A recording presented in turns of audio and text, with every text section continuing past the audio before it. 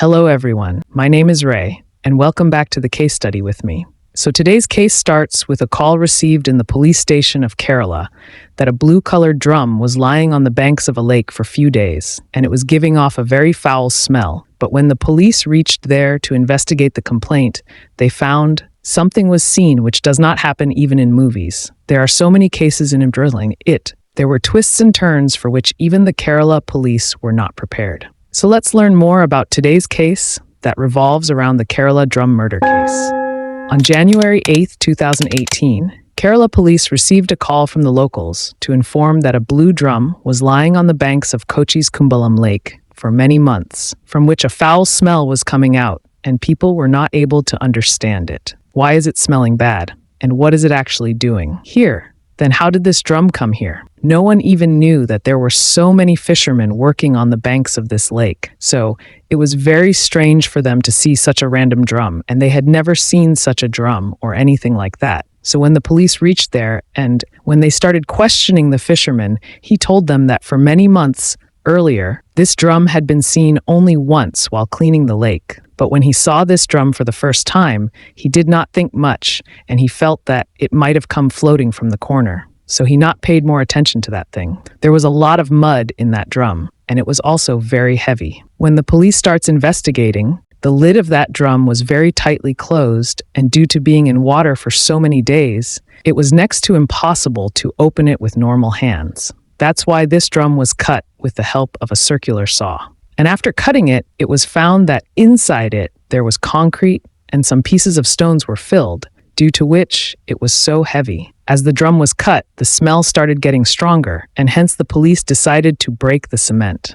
But when the police broke the cement inside the drum, something came out in front of them for which no one was ready. The police found a human skull inside this drum. Some human bones, a piece of cloth, 3 500 rupee notes and 1 100 rupee note, a silver waistband, and 50-centimeter long hair were also found inside the drum. After finding all these things, the case was immediately transferred to the Ernakulam South Circle Inspector's Office. CB Tom was given the responsibility to investigate. He was not a random policeman. He had solved many complicated and impossible cases in his career. He had a different respect. On hearing the name of murder, the first name that came to the mind of all the policemen was CB Tom. Because of his talent and skill, that's local people of there called him Sherlock Holmes. And the first thing was to find out whether these bones were of a boy or a girl. So to do the autopsy, they sent these bones to the government hospital of Ernakulam, and all the other bones that were inside that drum were put in order. The investigation was done properly, but the doctors could not say anything. It was becoming very difficult to get it because most things had been disposed of and all the broken bones were also inside the concrete. But still they put bones properly in the structure. It was found that either the bones belonged to a person who was a teenager or it could be that of a person whose height would be very short. But still the doctors did not have any proof now give it to the doctors who can reveal the age of the owners of that bone. Possibilities were regarding the age and gender. Now, because long hair was also found in the drum, it could be said that the body belonged to a teenage girl, but it was also a possibility that the skeleton belonged to a teenage boy who had grown his hair long. But finally, the skeleton, judging by his short build and his narrow jawbone and his rib cage, it was confirmed that it was the skeleton of a female, whose age at the time of death would have been 15 to 25 years. All the other evidences found in the drum were also examined, especially the currency that was found by the police, because from those currency, the police could find out what would have been the timeline of that murder, because all those currency were before demonetization. And as we all know, this demonetization, or the currency that were exchanged since November 2016, again, it indicate that this murder took place before November 2016, but this information is not available. This case had become even more complicated because already 2 years had passed from 2016 to 2018, and it was not necessary that the murder had happened in 2016 itself. If it could have happened even before that, and the more time gap, the more difficult it would be for the police to crack this case. It was becoming insanely difficult to solve then. But after examining these evidences, the case had almost come to a dead end. But on January 11th, 3 days after the start of the autopsy, Dr. Umesh, who had given CB Tom, told that a 6.5 centimeter screw and washer was found in the left ankle of the body. This screw is used during ankle fractures. Doctor did not know how helpful or important this small information would be for CB Tom, but then he was always telling them every little thing and goal. In this case, there was something written on that screw.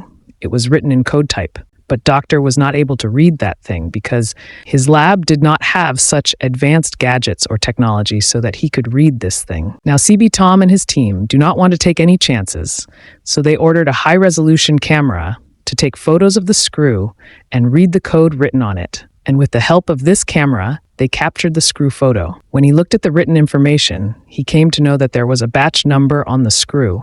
It was written in number 11.9081, and the name of the manufacturer of the screw was also written on it, which was a Pune-based company, Pitgar, which manufactured medical equipments, and their equipments were exported to all over India.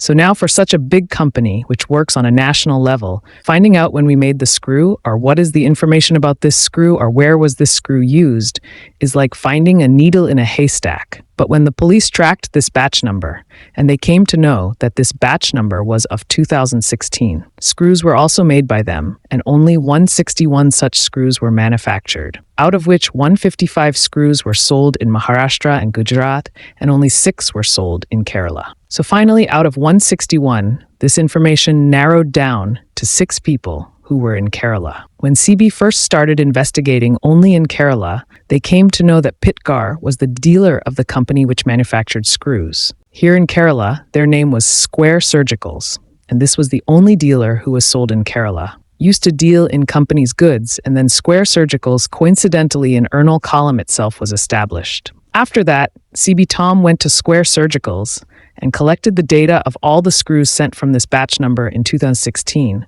and he got the details of 6 patients for whom these screws were used. Out of these 6 patients, 3 were male and 3 were female. Now, because the police had already narrowed down that it was a female, they only investigated about those 3.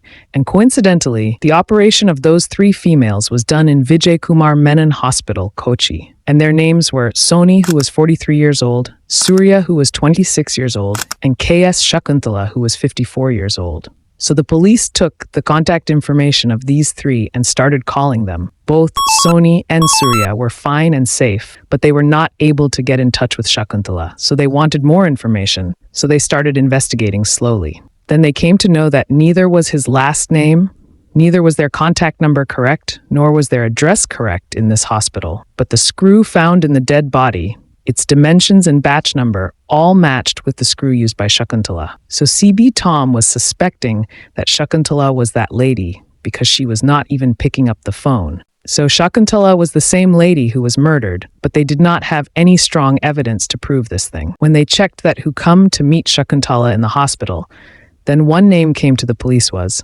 Ashvasti Damodaran, was the only one who came frequently to meet Shakuntala in the hospital. So CB Tom contacted her to know about Ashvasti, who was Shakuntala's daughter, but there was no conversation between them for many years, and she was not in contact with Shakuntala. She was last seen in 2016, after which Shakuntala went missing. She doesn't know where she is, with whom, and how she is. When the police was talking to Ashvasti, something was weird about it. The first thing is that your mom is missing, is not fine, and you don't know where she is. And she said, I am not in contact with her. The strangest thing was that if she knew that her mother was missing, then why she would never complain?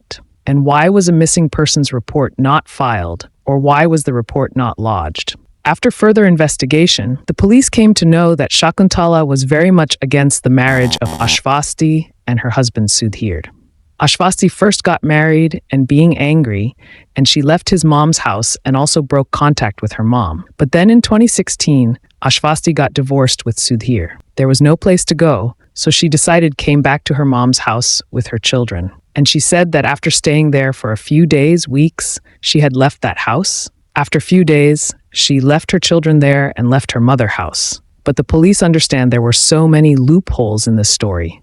And second thing, if you're not in contact with your mom, then how do you know that your mom is missing? And the third thing was, what about your husband and what about kids?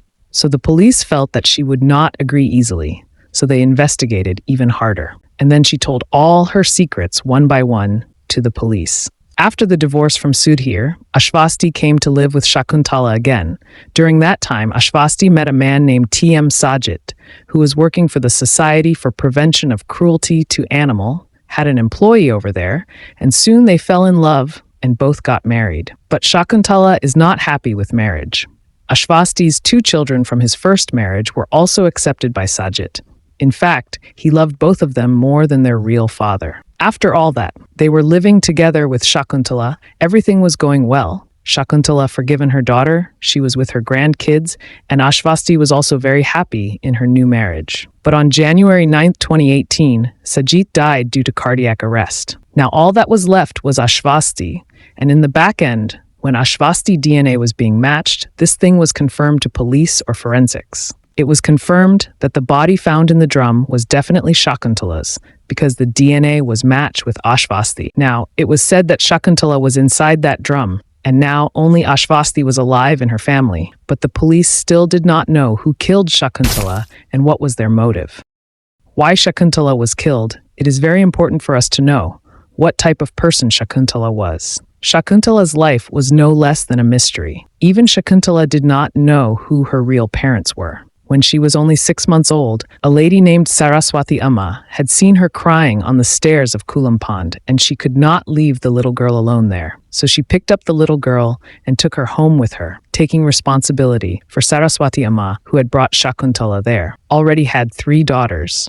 But still, she loved Shakuntala as her own daughter. She sent Shakuntala to school, bought her clothes, provided all the facilities which she used to give to her own daughters and which she could afford. She taught good values to Shakuntala. It was she who made me a good person. Later, Shakuntala was also married with a person who was a local BJP worker whose name was Damodaran. So Shakuntala and Damodaran were happy with the marriage. They also had 2 children, Ashvasti and Anup, but unfortunately Damodaran was given life imprisonment in a political case, due to which the responsibility of raising these 2 children was now only on Shakuntala.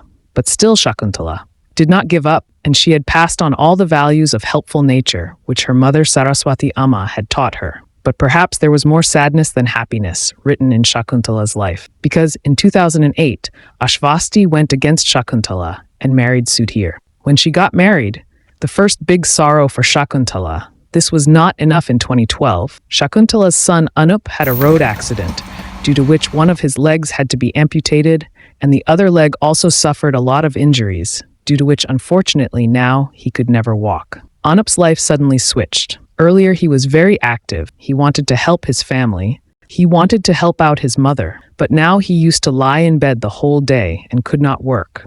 And after seeing these things again and again, that I am not able to help my mother, seeing these things slowly and always in the room. By remaining locked inside, Anup became more depressed, and one day this depression overpowered him, so he took his own life. So Shakuntala did not even have a daughter. Now Shakuntala's son had also died, so Shakuntala was completely alone, and to earn money for her living, she used to sell lotteries tickets on top of her scooter in her life. Even after enduring so much, Shakuntala had become a very calm person, didn't talk to anyone much. Whenever she used to talk to any neighbor or any other people, she talked very politely in a very low voice, very lovingly. But on a serious note, there was no one in Shakuntala's life. So in the name of the family, she had only his daughter, that she also did not live with him.